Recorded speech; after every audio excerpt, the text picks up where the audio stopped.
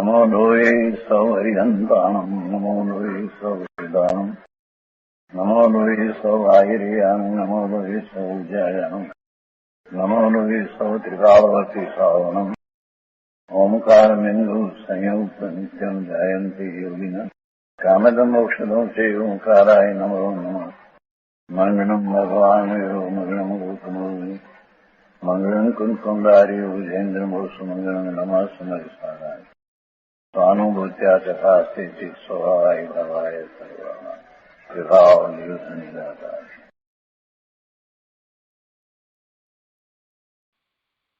समयसार भगवान कुंकुंदाचार्य रचित समयसार तथा भगवान अमृतचंद्राचार्य रचित आत्मख्याति टीका कलश सहित एमनो स्वाध्याय चाले छे। एमां सर्व विस्तृत ज्ञान अधिकार में આપણે કળશ 215 સુધી સ્વાધ્યાય કર્યો છે। કળશ 215 અગાઉ જે ગાથાઓ 356 થી 365 કરી એના અનુસંધાનમાં એ જ અર્થરૂપે કહેવામાં આવ્યો। એક વધુ કળશ 216 કે જેમાં પણ એવો જ અર્થ સમાયો છે એ અમૃતચંદ્રાચાર્ય ભગવાન કહે છે। તો આપણે આજે કળશ 216 લઈએ। शुद्ध द्रव्य स्वरस भवनात् किम सो भावस्य शेषम अन्य द्रव्यम भवति यदि वा तस्य किम स्यात् स्वभाव ज्योत्स्नारूपम न पयति भुवम न एव तस्यास्ति भूमि ज्ञानम ज्ञेयम कलयति सदा ज्ञेयम अस्य अस्ति न एव। कलश 216 ना अर्थ में कहे छे कि शुद्ध द्रव्य स्वरस भवनात् शुद्ध द्रव्यनु आत्मा आदि द्रव्यनु निज रस रूपे परिणमन थतुं होवाथी शुद्ध द्रव्य स्वरस भवनात् एटले शुद्ध द्रव्य निज रस रूपे परिणमन करे छे। शुद्ध द्रव्य एटले आत्मा आदि द्रव्य बधा ज द्रव्यों पोते पोताना स्वभाव भावे परिणमन थवुं आ सिद्धांत है। शुद्ध द्रव्यनु निजरस रूपे अर्थात ज्ञान आदि स्वभावे अहींया तो आत्मानी वात लीधी है। तो आत्मानु ज्ञान स्वभावे परिणमन थतुं होवाथी अने अन्य द्रव्यों एमां रहेला गुण प्रमाणे एना स्वभावे परिणमन थाय छे। तो ए रीते दरेक शुद्ध द्रव्यनु पोताना निजरस रूपे एटले स्वभाव भावे परिणमन थतुं होवाथी बाकीनु कोई अन्य द्रव्य शुं ते ज्ञानादि स्वभावनु थई शके के न ज थई शके। आत्मानु परिणमन ज्ञान स्वभावे थाय छे तो बीजा बाकीना कोई अन्य द्रव्यनु ते ज्ञानादि स्वभाव ते परिणमन थई शके ज्ञानादि स्वभावे थई सके कि न थई सके। शेषम अन्यत द्रव्यम किम स्वभावस्य भवति बाकीनु कोई अन्य द्रव्य शुं ते ज्ञान आदि स्वभावनु थई सके एला ज्ञान आदि स्वभावनु थई सके एम मूक्युं छे। अने पछी आगळ कहे छे कि अथवा शुं ते ज्ञान आदि स्वभाव कोई अन्य द्रव्यनो थई सके आत्मानो जे स्वभाव छे ते अन्य द्रव्यनो थई सके यदि वा स्वभाव किम तस्य स्यात् अथवा शुं ते ज्ञानादि स्वभाव कोई अन्य द्रव्यनो थई सके एटले के न ज थई सके। परमार्थे एक द्रव्य ने अन्य द्रव्य साथे संबंध नथी। अने उदाहरण आपीने समजावे छे के चांदनीनुं रूप पृथ्वीने उज्जवल करे छे तो पण पृथ्वी चांदनी थती ज नथी। ज्योत्स्ना रूपम भुवम स्नपयति भूमि ही तस्य न एव अस्ति। अने आगळ कहे छे के तेवी रीते ज्ञान ज्ञेयने सदा जाणे छे तो पण ज्ञेय ज्ञाननुं थतुं ज नथी। चांदनीना उदाहरण उपरथी कहे छे कि ज्ञानम ज्ञेयम सदा कलयति ज्ञेयम अस्य अस्ति न एव। शुं वात आवी के शुद्ध द्रव्य आत्मानो विचार करिए तो एनु निज स्वरूपे परिणमन थाय छे। તો પછી કોઈ અન્ય દ્રવ્યનું એવા જ્ઞાન આદિ સ્વભાવ રૂપે પરિણમન થાય, અથવા તો બીજું અન્ય દ્રવ્ય જ્ઞાનાદિ સ્વભાવનું થઈ શકે? જ્ઞાન સ્વભાવ આત્માનો છે, તો અન્ય દ્રવ્યનો એ જ્ઞાન સ્વભાવ થઈ શકે? તો કે ન થાય. અથવા તો શું આ જ્ઞાનાદિ સ્વભાવ કોઈ અન્ય દ્રવ્યનો થઈ શકે? પહેલા એમ લીધું કે અન્ય દ્રવ્ય એ જ્ઞાનાદિ સ્વભાવનું થઈ શકે, એટલે આત્માનું થઈ શકે, તો એ ન થાય. અને પછી બીજું એમ લીધું કે આ જ્ઞાનાદિ સ્વભાવ એટલે આત્મા એ કોઈ અન્ય દ્રવ્યનો થઈ શકે. એ વાત સાથે લીધી. અન્ય દ્રવ્ય આત્માનું ન થાય અને આત્મા અન્ય દ્રવ્યનું ન થાય. એટલે પરમાર્થે તો કોઈ દ્રવ્યનું થતું જ નથી, એ સિદ્ધાંત છે. અને ઉદાહરણ તરીકે એમ લીધું કે જ્યારે ચંદ્રમાં પ્રકાશે છે અને ચાંદની છે, તો એ ચાંદની પૃથ્વીને ઉજ્જવળ કરે છે, તો પણ પૃથ્વી ચાંદનીની થતી જ નથી. તેવી રીતે જ્ઞાન જ્ઞેયને સદા જાણે છે, તો પણ જ્ઞેય જ્ઞાનનું થતું જ નથી. ભાવાર્થમાં પંડિતજી સમજાવે છે કે શુદ્ધ નયની દ્રષ્ટિથી જોવામાં આવે તો કોઈ દ્રવ્યનો સ્વભાવ કોઈ અન્ય દ્રવ્ય રૂપે થતો નથી. જેમ ચાંદની પૃથ્વીને ઉજ્જવળ કરે છે, પરંતુ પૃથ્વી ચાંદનીની જરા પણ થતી નથી, તેમ જ્ઞાન જ્ઞેયને જાણે છે, પરંતુ જ્ઞેય જ્ઞાનનું જરા પણ થતું નથી. આત્માનો જ્ઞાન સ્વભાવ હોવાથી તેની સ્વચ્છતામાં જ્ઞેય સ્વયમેવ ઝળકે છે, પરંતુ જ્ઞાનમાં તે જ્ઞેયો પ્રવેશતા નથી. જ્ઞાનમાં તે જ્ઞેયોનો પ્રવેશ નથી. આ કળશ ઉપર પૂજ્ય ગુરુદેવ કાંજી સ્વામીનું પ્રવચન આપણે સમજીએ. પ્રવચન રત્નાકર ભાગ 9, પાના નંબર 399. અહીંયા બીજા પેરેગ્રાફમાં ગુરુદેવ કહે છે કે શું કહ્યું કે શુદ્ધ દ્રવ્યનું નિજ રસ રૂપે પરિણમન થાય છે. જો શરૂઆત ત્યાંથી કરી કળશમાં, આ બહુ મહત્વનું છે. શુદ્ધ દ્રવ્યનું નિજ રસ રૂપે પરિણમન થાય છે. આપણે 6 દ્રવ્યનો વિચાર કરીએ છીએ, દ્રવ્યની સ્વતંત્રતાનો વિચાર કરીએ છીએ, દ્રવ્યના પરિણમનનો વિચાર કરીએ છીએ, ત્યારે વધારે ડેપ્થમાં જવાની જરૂર છે, વધારે ઊંડાણમાં જવાની જરૂર છે કે દરેક દ્રવ્યનું પરિણમન એના ગુણોને કારણે થાય છે, તો એ ગુણ રૂપે થાય કે અન્ય રૂપે થાય? દરેક દ્રવ્યનું પરિણમન એમાં રહેલા ગુણ રૂપે થાય. એ ગુણ રૂપે પરિણમન થાય છે, એ નિજ રસ રૂપે પરિણમન છે. એ જ નિજ રસ છે. આત્માનો નિજ રસ જ્ઞાન છે, તો આત્માનું પરિણમન જ્ઞાન રૂપે થાય, એ તો સહજ વસ્તુ છે. એટલે શુદ્ધ દ્રવ્યનું નિજ રસ રૂપે પરિણમન થાય છે. આત્માનું પરિણમન નિજ રસ રૂપે આત્માથી થાય છે. એ બીજું કોઈ કરાવે છે એમ પણ નથી. અને બીજું અન્ય દ્રવ્ય છે તો એનું પરિણમન એનાથી થાય છે, એ એના સ્વભાવે પરિણમન થાય છે. એટલે વાણીનું પરિણમન વાણીથી થાય છે, આત્માનું પરિણમન આત્માથી થાય અને વાણીનું પરિણમન વાણીથી થાય છે. આત્મામાં જ્ઞાન થાય તે જ્ઞાનના કારણે થાય છે. એ જ્ઞાનરૂપ એનું પરિણમન છે, એટલે જ્ઞાન થાય છે. બીજા કોઈથી એ જ્ઞાન થાય છે એમ નથી. એટલે પરના કે વાણીના કારણથી જ્ઞાન થાય છે એમ નથી.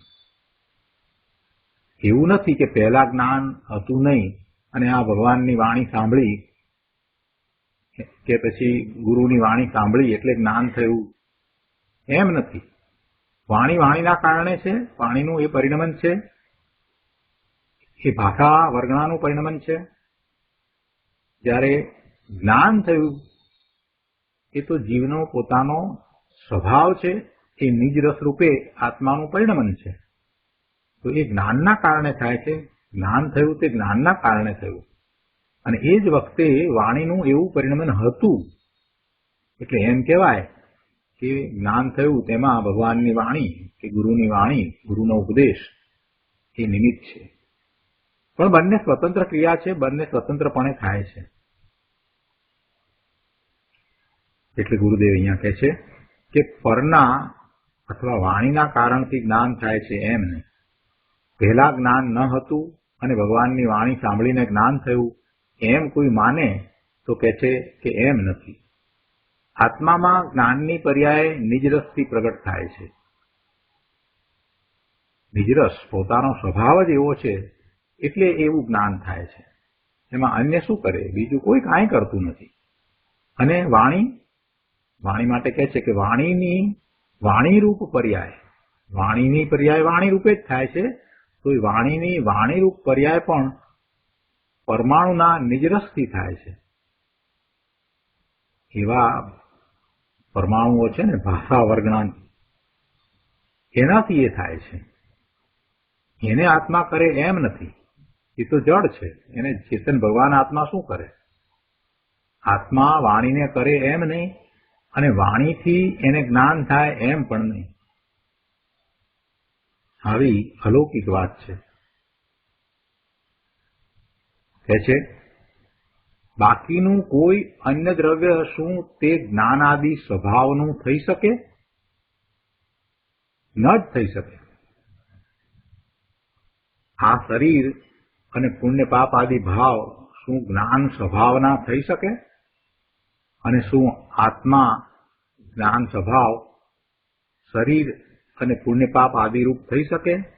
ન થઈ શકે. કદીએ ન થઈ શકે. જ્ઞાન સ્વભાવના આ બીજા અન્ય દ્રવ્ય નથી થઈ શકતા. જ્ઞાન સ્વભાવ એટલે આત્મા. આત્માના એ અન્ય દ્રવ્ય થઈ શકતા નથી અને જ્ઞાન સ્વભાવ એવો આત્મા એ અન્ય દ્રવ્યનો થઈ શકતો નથી. ગુરુદેવ કહે છે કે ભાઈ આ તો અલૌકિક ભેદ જ્ઞાનની વાત છે. અન્ય સર્વ પદાર્થોથી ભગવાન આત્મા જુદો છે એવું અહીંયા ભેદ જ્ઞાન કરાયું છે. દયાદાન આદિ શુભ વિકલ્પથી પણ આત્મા જુદો છે. આત્માનો જ્ઞાન સ્વભાવ છે અને પેલા શુભાશુભ વિકલ્પ છે એ તો જડ છે. એટલે દયાદાન આદિ શુભના વિકલ્પથી પણ આત્માનો જ્ઞાન સ્વભાવ ભિન્ન છે. એટલે આત્મા પણ ભિન્ન છે. એવું અંતરમાં ભેદ જ્ઞાન કરવાથી ધર્મ પ્રગટે છે. પોતે ભગવાન આત્મા જ્ઞાન સ્વભાવ છે એ આ શુભભાવથી જુદો છે એવું ભેદ જ્ઞાન કરવાથી ધર્મ પ્રગટે છે. અને ભેદ જ્ઞાનથી મુક્તિ થાય છે. ભેદ જ્ઞાન થતાં પોતે સ્વ તરફ વળે છે. પરમાં રુચિ થતી નથી અને ઘણી નિજરા થાય છે. સ્વ તરફ વળતા, સ્વનું લક્ષ્ય કરતા, સ્વમાં લીનતા અને આગળ વધીને સ્થિરતા કરતા કેવળ જ્ઞાન થાય છે અને મુક્તિ થાય છે. પ્રશ્નમાં આવે છે ને કે અનંત સિદ્ધો જે મુક્તિ પામ્યા છે તે ભેદ વિજ્ઞાનથી પામ્યા છે ને અનંત જીવો જે સંસારમાં રખડે છે તે ભેદ વિજ્ઞાનના અભાવના કારણે રખડે છે. ભેદ વિજ્ઞાન કોઈ અદ્ભુત અલૌકિક ચીજ છે. ભેદ વિજ્ઞાન સ્વથી જુદું બીજું બધું પર હું સ્વ દરેક સમયે એમ જ રહ્યા કરે એવી દશા એ ભેદ વિજ્ઞાનની દશા છે. થોડી ક્ષણો પૂરતું આપણે શાસ્ત્રનો અભ્યાસ કરતા હોઈએ, સ્વાધ્યાય કરતા હોઈએ ત્યારે માની લઈએ કે ના બીજું બધું મારાથી જુદું છે, તો એટલાથી વાત નહીં બને. દરેક સમયે પોતાને એમ હોવું જોઈએ કે પોતે બધાથી ભિન્ન જુદો ભગવાન આત્મા નાયક છે. અને આવું ત્યારે જ થાય કે જ્યારે સ્વરૂપનું મહાત્મા આવે. વારંવાર દ્રવ્યાનુયોગના ગ્રંથનો અભ્યાસ કરે અને સ્વરૂપનું મહાત્મા કેળવવાનો એ પ્રયત્ન કરશે તો પછી સ્વરૂપનું મહાત્મા આવશે અને દ્રષ્ટિ સ્વરૂપ તરફ રહેશે. જ્યાં સુધી એને પરનું મહાત્મા છે ત્યાં સુધી એ સ્વરૂપ તરફ વળશે જ નહીં. જ્યાં સુધી એને સુખભાવનું મહાત્મા છે ત્યાં સુધી એ સ્વરૂપ તરફ વળશે જ નહીં. અને એમ થતાં એને આત્માનો અનુભવ નહીં થાય અને આત્માનો અનુભવ નહીં થાય તો ધર્મની શરૂઆત નહીં થાય. શુભભાવ તો અનાદિથી એ કરતો જ આવ્યો છે. એ કંઈ નવું નથી. અનાદિથી શુભ ભાવ તો એ કરતો આવે છે અને શુભ ભાવને ધર્મ માની અને વર્ત્યો છે માટે તો એ અહીંયા અત્યારે રખડે છે. એક વખત ભગવાનના જ્ઞાનમાં જે વાત આવી, ભગવાને જે એવો પુરુષાર્થ કર્યો, ભગવાન પોતે પોતાના સ્વરૂપને પૂર્ણપણે પ્રાપ્ત કરી અને વિરાજી ગયા, તો એ ઉપરથી પણ એ દાખલો લે તો એને ખ્યાલ આવે કે ભગવાનનો પુરુષાર્થ તો શુદ્ધનો પુરુષાર્થ હતો, શુભનો પુરુષાર્થ ન હતો. ભગવાનની વાણીમાં પણ એમ જ આવ્યું છે, અને છતાંય એ પ્રભુની વાણીને સ્વીકારવાને બદલે પોતાની મતિ કલ્પનાએ અથવા તો કોઈના દોરવાઈને શુભમાં કેમ રાચી રહ્યો છે. પોતાને માટે આટલો એને વિચાર કરવાની જરૂર છે. પોતે ગમે તે સંપ્રદાયમાં હોય, દિગંબર સંપ્રદાયમાં હોય કે શ્વેતાંબરમાં હોય, ગમે તે સંપ્રદાયમાં હોય, તે છતાં પણ પોતે તો ભગવાન આત્મા જ છે ને. એ સંપ્રદાય રૂપ છે કે ભગવાન આત્મા છે? જો એ ભગવાન આત્મા છે તો સંપ્રદાયની દ્રષ્ટિ ત્યાગીને પોતે ત્રિકાળ શુદ્ધ છે એવું પોતાના સ્વરૂપનું મહાત્મ્ય લાવવું જોઈએ, અને પછી ભગવાને જે પ્રમાણે પુરુષાર્થ કર્યો છે એ પ્રમાણે એને પણ પુરુષાર્થ કરવો જોઈએ. એટલે ભગવાનની વાણીને, એમાંથી આવેલા પરમ સત્યને મહત્વ આપીને એને સ્વીકાર કરવો જોઈએ કે પોતે ભગવાન આત્મા શુદ્ધ છે, પોતાનું શુદ્ધ સ્વરૂપ છે, અને એવા શુદ્ધ સ્વરૂપને પ્રાપ્ત કરી શકે છે. એટલે પુરુષાર્થ તો શુદ્ધનો જ હોય, શુભનો કોઈ પુરુષાર્થ કરવાની જરૂર જ નથી. પણ શુદ્ધનો પુરુષાર્થ કરતા કરતા જે ભાવ રહે છે એ બધા શુભ છે. શુભનો કાંઈ નવો પુરુષાર્થ કરવાનો હોય નહીં. આપણે ઘણી વાર એ ઉદાહરણ આપીએ છીએ ને કે ખેડૂત ઘઉં વાવે છે, એને 10-15 ઢોર છે તો એને માટે એને ચારાની જરૂર છે, પણ એ ઘાસ નથી વાવતો. એને ખબર છે કે હું ઘઉં વાવું છું, જો મને 100 મણ ઘઉં ખેતરમાં પાકે છે તો 1000 મણ ઘાસ તો મફતમાં બાય પ્રોડક્ટ તરીકે મળે જ છે, જે મારા ઢોરને કામ આવે છે. એવું જ કંઈક છે કે શુદ્ધનો પુરુષાર્થ કરવો જોઈએ, અને શુદ્ધનો પુરુષાર્થ કરતા જે શુભ ભાવ છે એ પુણ્યબંધનું કારણ છે, અને એમાં પુણ્યાનુબંધી પુણ્યને કારણે એ એને સહકારી કારણ બને છે. પણ આ બધું સમજ્યા વિના માત્ર શુભની દ્રષ્ટિ લઈને જે બેઠો છે, વ્યવહારની વાતને મુખ્યતા કરી અને સ્વીકારે છે, એ ક્યારેય શુદ્ધનો પુરુષાર્થ જ કરતો નથી.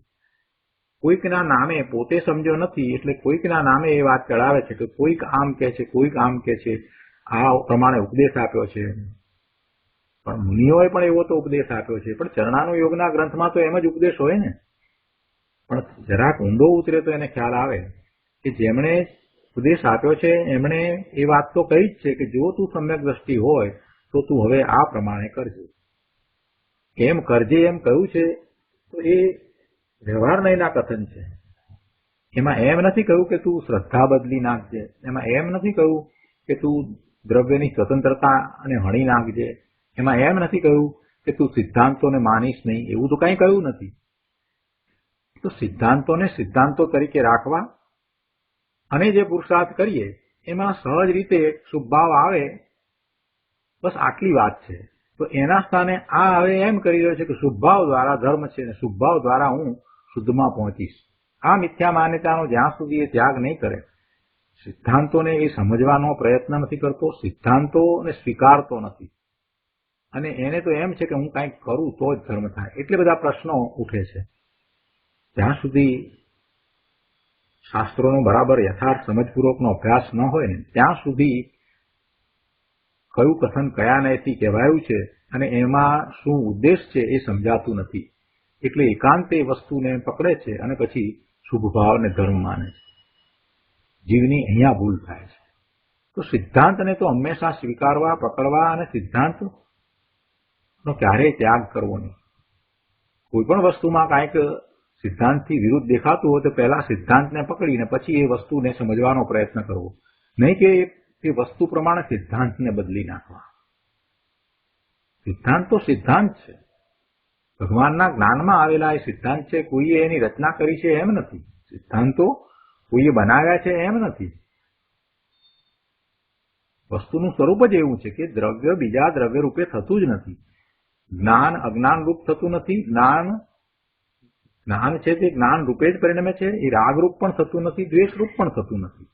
કોઈ અન્ય દ્રવ્ય રૂપે એ થતું જ નથી. એ વાત અહીંયા સમજાવી છે. છે કે સંતો પોકાર કરીને કહે છે, શું જ્ઞાન આનંદ સ્વરૂપ પ્રભુ આત્મા રાગ અને શરીરનો થઈ જાય છે? અને રાગ અને શરીર શું જ્ઞાન આનંદ સ્વભાવી આત્માના થઈ જાય છે? કદાપી નહીં.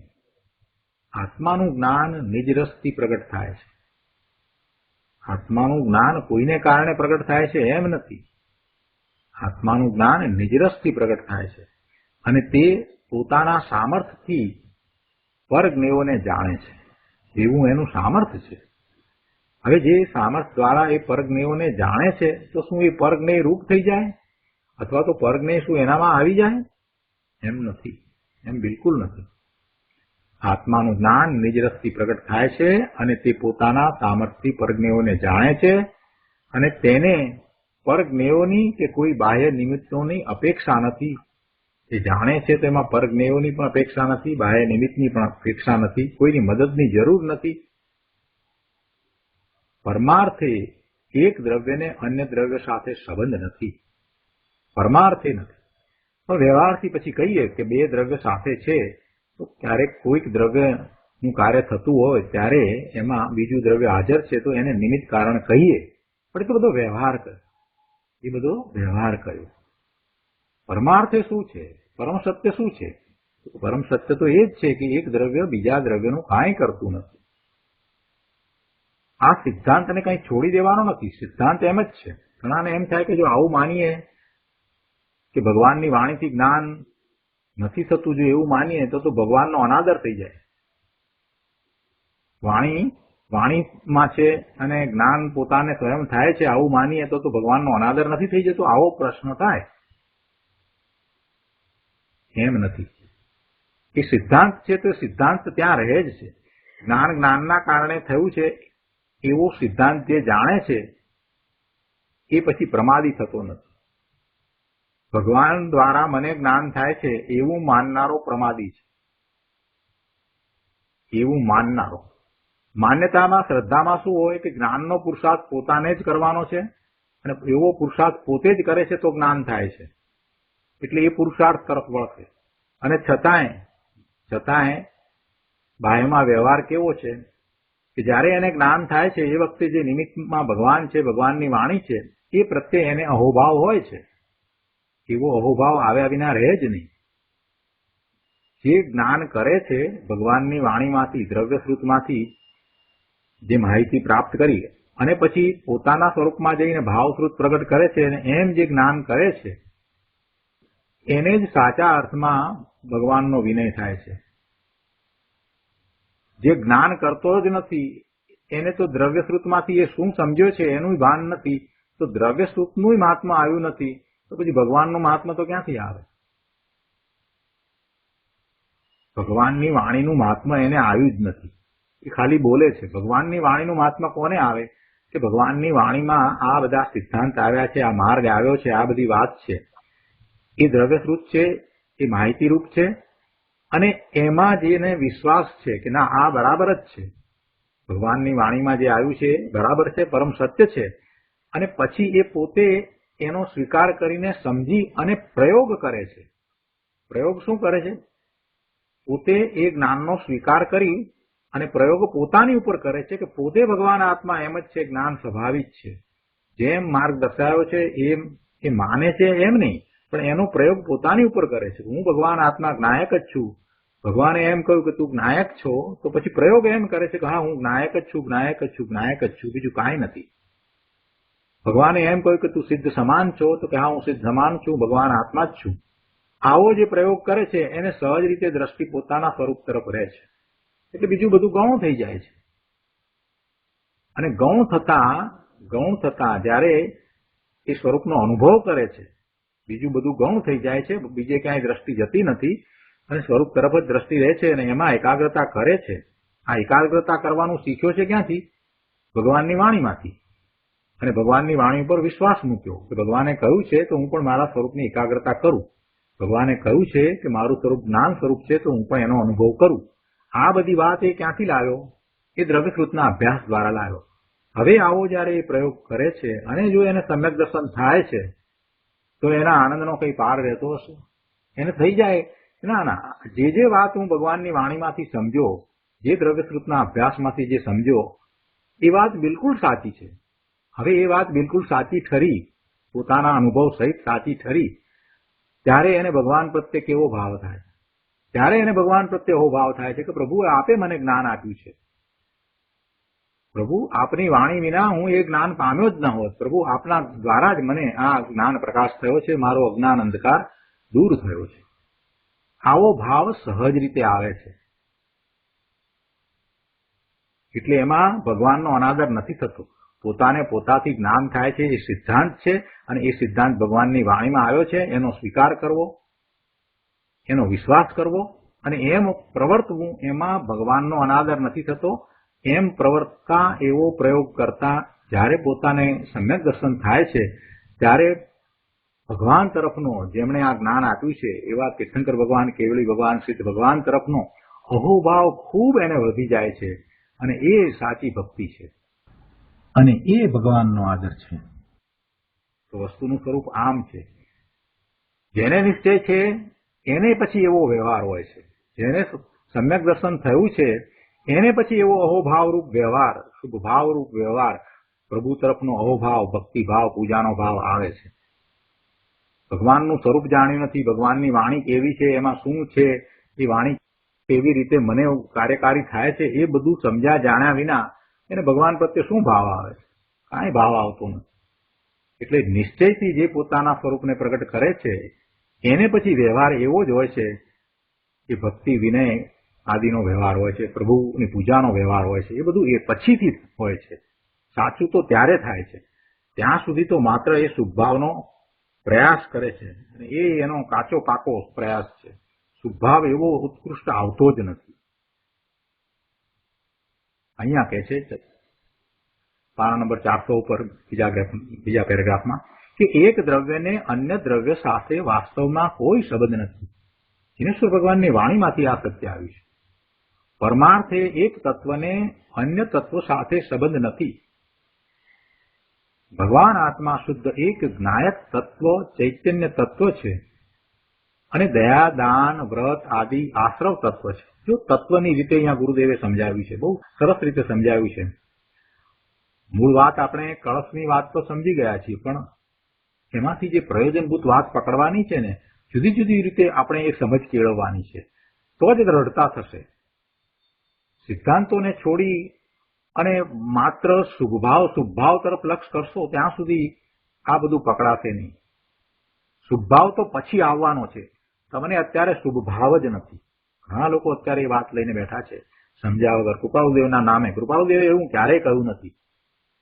પૂરું વાંચન કર્યું નથી, કૃપાળુદેવને બરાબર વાંચતા નથી ને, એટલે આ બધા પ્રશ્નો થાય છે. હમણાં જ ગઈકાલે જ એક નાનકડો સ્વાધ્યાય થયો બીનાબેન સાથે, તો એમાં પત્રાંક 375 થી શરૂ કરીને બાકીના 5-7 પત્રો સુધીની બધી વાત જો તમે વાંચશો તો તમને લાગશે કે કૃપાળુદેવે તો માત્ર પોતાના સ્વરૂપમાં જવાની જ વાત કરી છે, એવી જ વાત કરી છે, અને એને માટે કઈ રીતે પુરુષાર્થ કરવો એ આખું સમજાવ્યું છે. 375મો પત્ર બધાને ખાસ વાંચવા માટે મારી ભલામણ છે. એમાં એમણે એમ કઈ કહ્યું જ નથી કે તમે આવી રીતે ભક્તિ કરો, એવી વાત જ નથી કરી. બહુ સ્પષ્ટ માર્ગ દર્શાવી દીધો છે.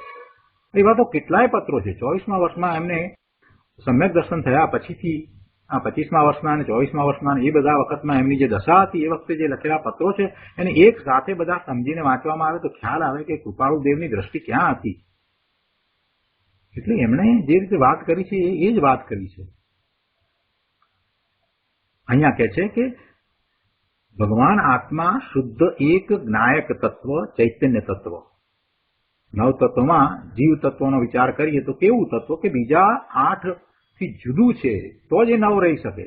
એટલે આત્મા શુદ્ધ એક જ્ઞાયક તત્વ, ચૈતન્ય તત્વ છે.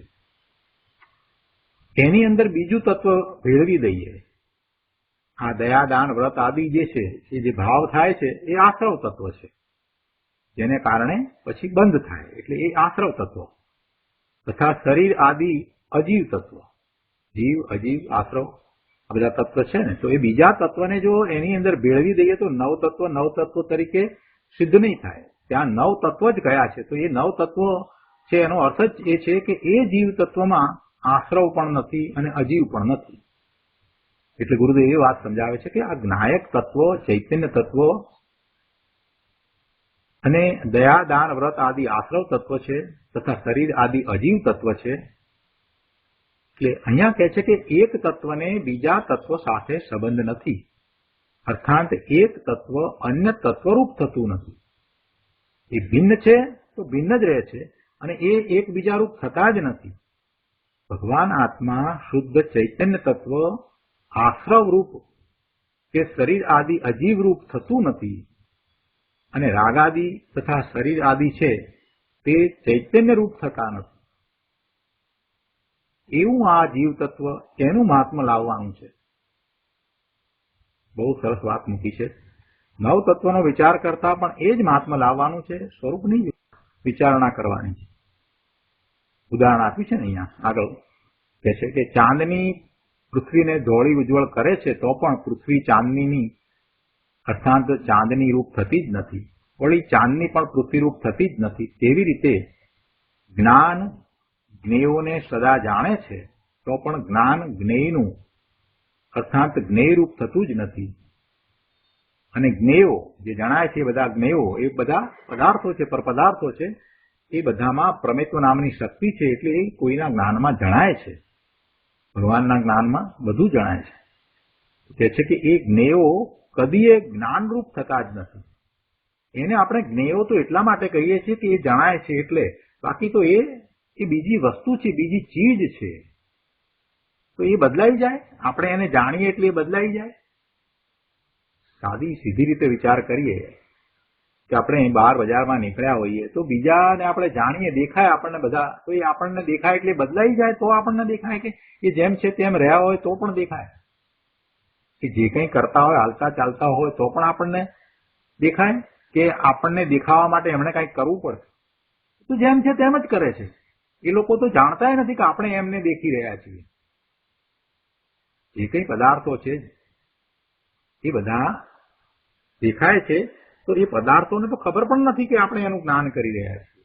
અને એમને આપણને જ્ઞાન થાય એ માટે કંઈ બદલાવાની જરૂર છે, એમને કંઈ આપણામાં પ્રવેશવાની જરૂર છે, એવું પણ નથી. બહુ પહેલાથી સરળ રીતે સમજાય એવું છે. એટલે એ જ્ઞેયો છે એને આપણે જ્ઞેય કયા તો એટલા માટે કે આપણે એને જાણીએ છીએ, આપણા જ્ઞાનમાં જણાય છે એટલે એને આપણે જ્ઞેય એવી સંજ્ઞા આપી. બાકી તો એ બધા પર પદાર્થો છે અને એ પર પદાર્થો એમની રીતે પરિણમન કરી રહ્યા છે. અને અહીંયા આ જ્ઞાનનો સ્વભાવ છે, નિર્મળ છે, તો એમાં એ પ્રકાશી રહ્યા છે. એમાં એકબીજાની વચ્ચે સંબંધ સ્થાપવાની જરૂર શું છે ભાઈ? એ એના રૂપે થઈ જાય ને આ આના રૂપે થઈ જાય ને આ બધું ક્યાંથી લાવ્યા? એ વાત અહીંયા ભારપૂર્વક સમજાવે છે. અને એવું સમજાવવા પાછળનો આશય એવો છે કે ભગવાન આત્મા સદાય બધાથી ભિન્ન રહ્યો છે અને ભિન્ન જ રહેશે. ભિન્ન હતો, ભિન્ન છે અને ભિન્ન રહેશે. એટલે એકબીજા સાથે ભેળવી અને આત્મા વિશે જે કલ્પના કરવામાં આવે છે એ બધી કલ્પના છોડી દેવી અને પોતાના શુદ્ધ તત્વને જેમ છે તેમ જાણવું, અનુભવ સહિત જાણવું, ભેદ જ્ઞાન કરીને જાણવું, આ આશય છે. એટલે જુદી જુદી રીતે સમજાવે છે. જ્ઞાનની અપેક્ષાથી અહીંયા તો સમજાવ્યું છે કે આ જે જ્ઞેયો છે એ જ્ઞેયો કદીએ જ્ઞાનરૂપ થતા જ નથી. જ્ઞાન શરીર, મન, વાણી, પુણ્ય, પાપ ઇત્યાદિ પદાર્થોને જાણે છે તો પણ જ્ઞાન તે પદાર્થ રૂપ થતું નથી. અને તે બધા પદાર્થો, શરીર આદિ પદાર્થો એ જ્ઞાનરૂપ થતા નથી. દરેક તત્વ ભિન્ન ભિન્ન છે. ભિન્ન તત્વોને ભેળસેળ કરી એક માનવા એ મિથ્યાત્વ છે. કેટલી સરસ વાત કરી. પોતાને કર્મ સહિત માનવો તે મિથ્યાત્વ છે. પોતાના સાચા સ્વરૂપને ઓળખવાને બદલે પોતાને એ મલિનતા સહિત માને, જે ક્ષણિક છે એના સહિત પોતાના સ્વરૂપનો એ સ્વીકાર કરશે તો ક્યારેય પોતાના શુદ્ધ સ્વરૂપને પ્રાપ્ત નહીં કરે. પોતાનું શુદ્ધ સ્વરૂપ છે એ વાત જ્યારે એને સમજાશે ત્યારે જ એનું વીર્ય ઉછળશે. પોતે શુદ્ધ એક ચૈતન્ય મૂર્તિ, જ્ઞાન આનંદ, સહજ આનંદ પ્રભુ છે. તેને ભૂલીને દયાદાન આદિ રાગરૂપ વિકલ્પોમાં રોકાઈ રહે તે મિથ્યા દ્રષ્ટિ છે. પોતાનો શુદ્ધ ચૈતન્ય સત્તાનો અસ્વીકાર કરીને દેહ આદિનો અને રાગનો જે સ્વીકાર કરે છે તે જીવ મૂંઢ અજ્ઞાની છે, આત્મઘાતી છે. પોતાની ચૈતન્ય સત્તાનો અસ્વીકાર કરીને, પોતાની ચૈતન્ય સત્તાનો જેને સ્વીકાર જ નથી એ તો મૂંઢ જ છે. વાત સાચી છે, બિલકુલ સાચી વાત છે, બેસી જાય એવી વાત છે. એનો અસ્વીકાર કરે અને પાછો આ દેહાદીનો અને રાગનો સ્વીકાર કરે. જે ક્ષણિક વસ્તુ છે એનો સ્વીકાર કરે, એ રૂપે પોતાને માને, એ સહિત પોતાને માને. એ જીવ મૂઢ અજ્ઞાની છે. જે પોતાની સાથે કાયમ રહેતું નથી એને પોતા રૂપે માનવું એ મિથ્યાત્વ નથી તો બીજું શું છે? એટલું જ નહીં, પણ એવી ઊંધી માન્યતાને કારણે એ પોતાના સ્વરૂપને પ્રાપ્ત કરી શકતો નથી. મિથ્યાત્વને કારણે એ પોતાના સ્વરૂપને પ્રાપ્ત કરી શકતો નથી, એટલે એ આત્મઘાતી છે. પોતાના સ્વભાવ ભાવનો ઘાત કરવા વાળો આત્મઘાતી છે. કેમ કે તેણે પોતાનો ઇનકાર કરીને પોતાની જ હિંસા કરી છે. અરે એણે કદી પોતાની દયા કરી નહીં. પોતાની ચીજ સદા જ્ઞાતા દ્રષ્ટા સ્વભાવથી ભરી છે. તે હું છું એમ પ્રતીતિ કરવી તે સ્વદયા છે, એ પોતાની દયા છે. પોતાને દેહવાળો અને રાગવાળો માનવો તે સ્વહિંસા છે. પોતાના સ્વભાવની હિંસા થાય છે. એમાં પોતાનો સ્વભાવ જ્ઞાન સ્વભાવ છે, એને બદલે એને રાગ સ્વભાવ માનવો એમ પોતાના સ્વભાવ ભાવની હિંસા છે. કૃપાળુદેવે પણ એમ કહ્યું છે કે દરેક સમયે સમયે તમે એવા વિભાવ ભાવે થઈ અને સ્વભાવ ભાવનું મરણ કરો છો. બીજાની દયા પાળવાની ક્રિયા તો કોઈ કરી શકતો નથી, કેમ કે પરદ્રવ્ય સ્વતંત્ર છે. પરદ્રવ્યમાં પરદ્રવ્યનો પ્રવેશ થઈ શકતો નથી. પરંતુ પરદ્રવ્યની દયા પાળવાનો ભાવ આવે તે શુભ ભાવ છે, રાગ છે. અને રાગ છે તે સ્વની હિંસા છે. રાગ છે તે સ્વની હિંસા છે. કોઈએ પ્રશ્ન કર્યો કે તો જ્ઞાનીને પણ દયા, દાન, ભક્તિ ઇત્યાદિનો રાગ આવે છે ને? 401 પાના ઉપર કે જ્ઞાનીને પણ એવો શુભભાવ આવે છે ને? ગુરુદેવ ફરીથી સમજાવે છે, ઘણી વાર સમજાવ્યું છે, ફરીથી સમજાવે આવે છે, પણ તેને રાગનું સ્વામિત્વ હોતું નથી. એ રાગનો સ્વામી થતો નથી. એ રાગ આવે છે, રાગ રાગના કારણે થાય છે. તેને તે માત્ર જાણે જ છે, બસ. તેનું જ્ઞાન એટલે જ્ઞાની છે એનું જ્ઞાન રાગથી લિપ્ત થતું નથી. એનું જ્ઞાન રાગથી લિપ્ત થતું નથી. માત્ર તેને તે જાણે છે કે આ રાગ આવ્યો, અને એનું કારણ પણ એ જાણે છે કે પોતાની એટલી પુરુષાર્થમાં નબળાઈ છે એટલે આ રાગ આવ્યો. જો પુરુષાર્થમાં નબળાઈ ન હોત તો પોતાના સ્વરૂપને વિશે હોત તો રાગ ઉત્પન્ન થાત જ નહીં. જ્ઞાનીને નિરંતર રાગથી ભિન્નપણાનું ભેદ જ્ઞાન વર્તે છે કે પોતે એનાથી જુદો છે. રાગ આવે છે ત્યારે એને એ ભેદ જ્ઞાન વર્તે છે, અને તે રાગને પોતાની સ્વપર પ્રકાશક જ્ઞાનની પર્યાયમાં ભિન્ન રૂપે જાણે છે. જાણે છે એટલું નહીં, પણ પોતાથી ભિન્ન રૂપે જાણે છે, પોતા રૂપે નથી જાણતો. રાગ તો આવે ત્યારે અજ્ઞાનીની દ્રષ્ટિ કેવી છે? એને રાગ આવ્યો છે તો રાગને પોતા રૂપે જાણે છે, અને રાગથી મને લાભ થાય અને રાગથી મને જ્ઞાન થાય એમ માને છે. અને એમ માનનાર રાગ સાથે અભેદપણું કરે છે, અને તેથી તે મિથ્યા દ્રષ્ટિ છે. વાસ્તવમાં જીવ જ્ઞાન અને આનંદથી ભરેલો પરિપૂર્ણ પ્રભુ છે એમ અંતરમાં સ્વીકાર કરવો તે જીવનું જીવન છે, અને તેનું જ નામ જીવદયા છે. તેનું જ નામ જૈન ધર્મ છે. બાકી રાગની ઉત્પત્તિ થવી તે જીવનું જીવન નથી, કેમ કે રાગને અને જીવને એક પણ નથી.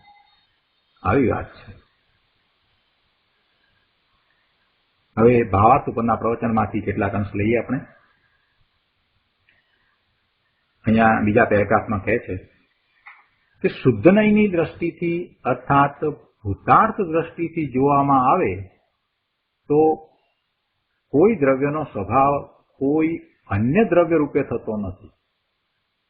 આ તો મૂળ વાત છે, આ સિદ્ધાંતની વાત છે.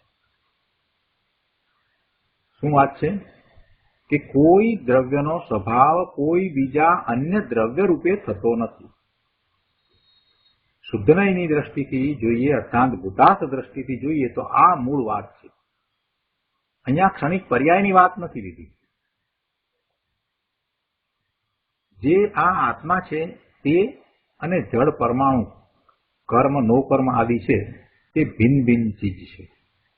કોઈ કોઈનામાં પ્રવેશતું નથી. કર્મ છે તો કર્મ આત્માના સ્વરૂપમાં આત્માના દ્રવ્યમાં પ્રવેશતા નથી, આત્માના સ્વભાવમાં પ્રવેશતા નથી, એની સમીપમાં છે.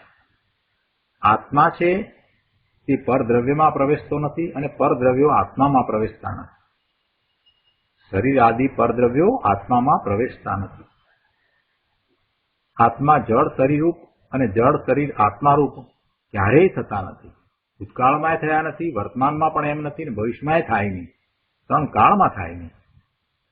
શરીર શરીર રૂપે રહે અને આત્મા આત્મા રૂપે રહે. બંને ભિન્ન પોતે પોતપોતા રૂપે રહે છે. તેથી આત્મા શરીરનું કાંઈ કરી શકે કે શરીર આત્માનું કાંઈ કરી શકે એ કદીએ સંભવતું નથી. શરીરનું પરિણમન શરીરના કારણે થઈ રહ્યું છે. એને જો આત્મા કાંઈ કરવા જશે, આત્મા જો એને કાંઈ કરવા જશે તો પછી આત્મા તે રૂપ થઈ જશે, જળ રૂપ થઈ જશે. એટલે આત્મા કાંઈ શરીરના પરિણમન કરાવે છે એમ બિલકુલ નથી. જળના પરિણમન ચેતન ક્યાંથી કરાવે? જળનું પરિણમન કરાવવામાં ચેતને બદલાઈને એ જળ રૂપ થવું પડે તો એ એવા પરિણમન કરી શકે. બાકી તો બંને દ્રવ્યના પરિણમન ચેતન અને જળ દ્રવ્યના પરિણમન પોતાના કારણે એક સાથે થાય છે. એટલે એવું દેખાય છે કે આ ચેતન છે એ જળના પરિણમન કરે છે. બાકી ખરેખર એમ નથી. ચેતન ભગવાન આત્મા પોતાનું પરિણમન કરે છે, જ્ઞાન સ્વભાવિક છે તો જ્ઞાન કરે છે, અને સામે જળ દ્રવ્ય શરીરનું પરિણમન જે થવું છે તે થાય છે. બસ આટલી વાત છે. એ બંને વચ્ચે નિમિત્ત નૈમિતિક સંબંધ છે, પણ કર્તા કર્મપણાનો સંબંધ નથી. તેથી આત્મા શરીરનું કાંઈ કરી શકે કે શરીર આત્માનું કાંઈ કરી શકે એ કદીએ સંભવિત નથી. આ વાણી કાને પડે છે ને તે વાણીથી જ્ઞાન થાય છે એમ કદાપી નથી. કેમ કે પરના સંબંધથી જ્ઞાન થતું નથી.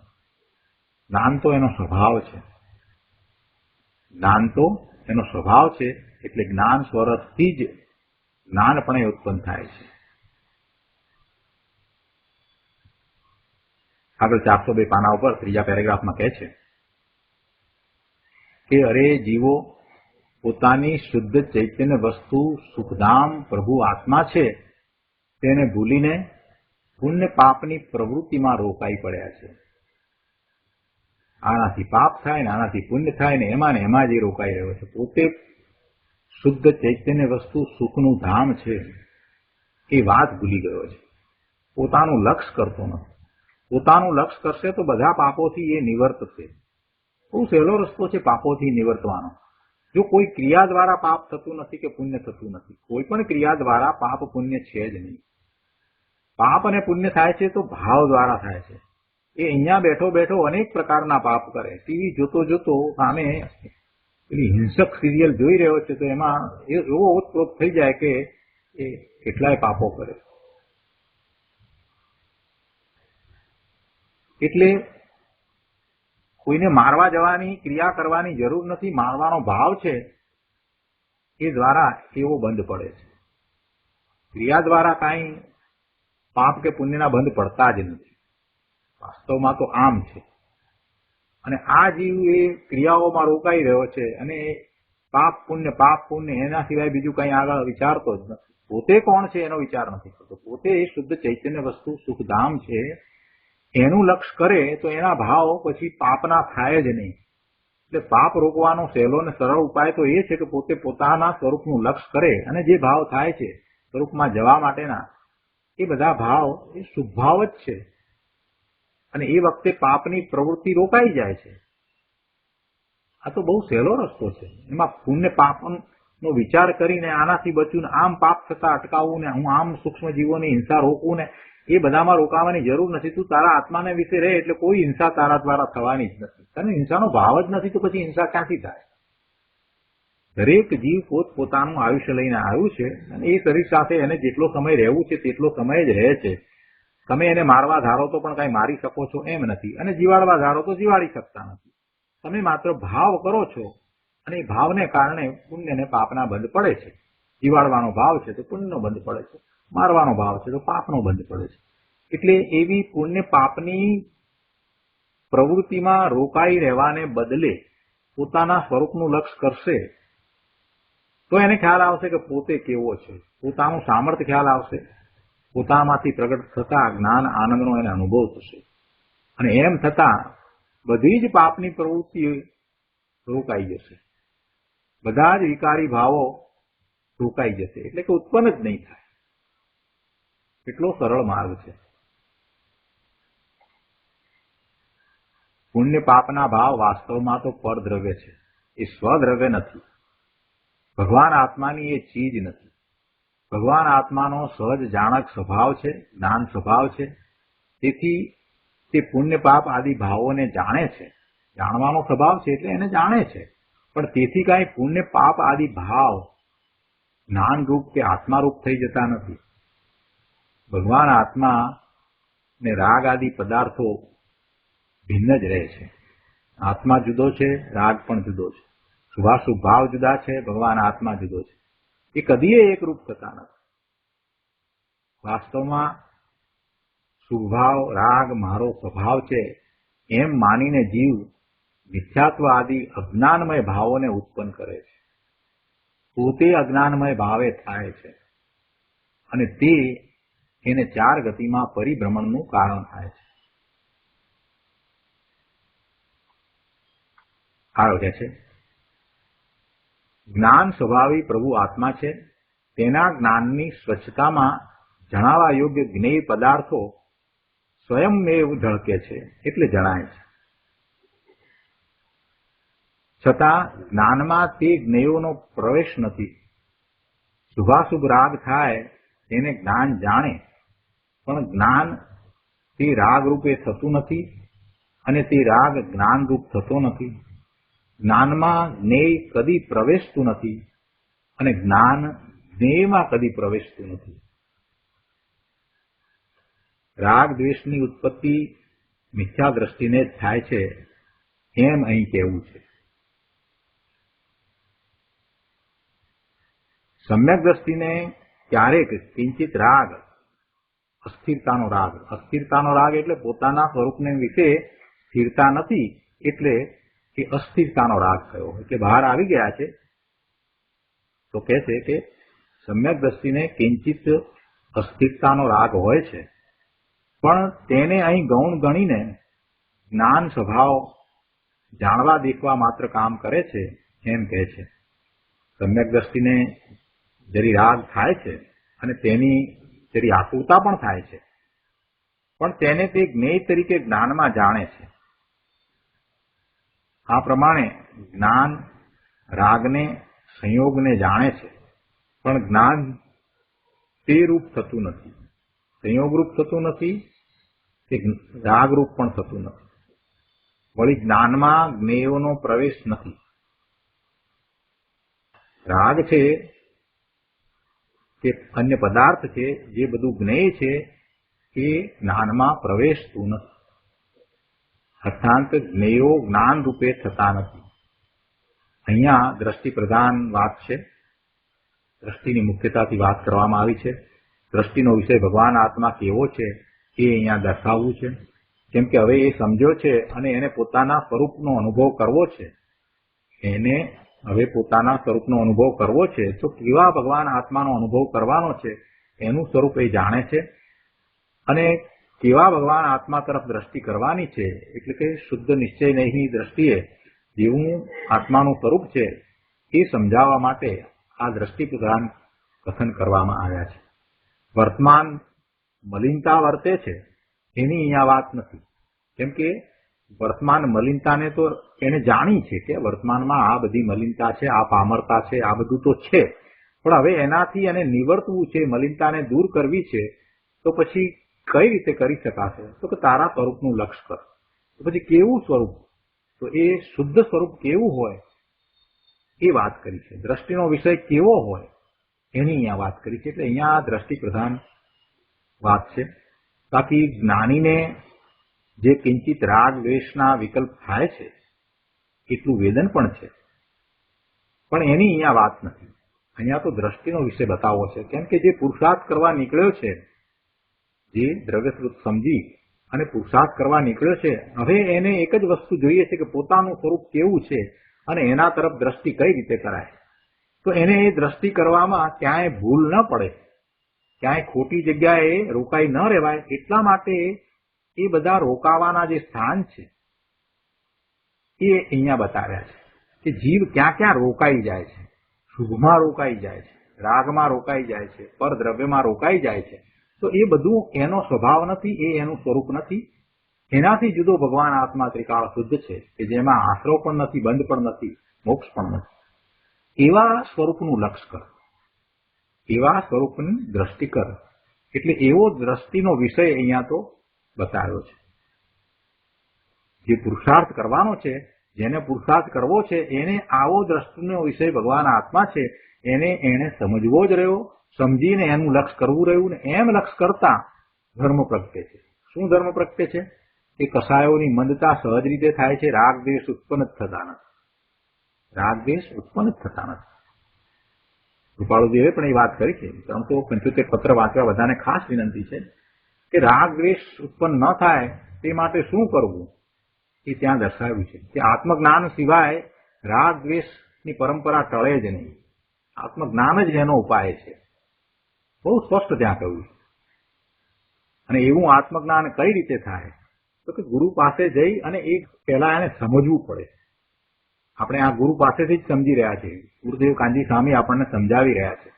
અને જે સમજવાનું છે એ પણ ગુરુ આપણને જીનવાણીમાંથી સમજાવે છે. આ જીનવાણીમાંથી આપણે સમજી રહ્યા છીએ. કૃપાળુદેવે પણ એમ જ કહ્યું છે. તો આ રીતે આપણે કળશ 216 અહીંયા પૂરો કરીએ છીએ. હવે પછી જે ગાથાઓ આવવાની છે એની સૂચના રૂપે કળશ 217 આપણે આવતા સ્વાધ્યાયમાં લઈશું અને એ પછીથી કુંકુંદાચાર્ય ભગવાનની ગાથાઓ આવશે. તો આજનો સ્વાધ્યાય અહીંયા સુધી રાખીએ છીએ. હવે સુખધામ બોલીએ.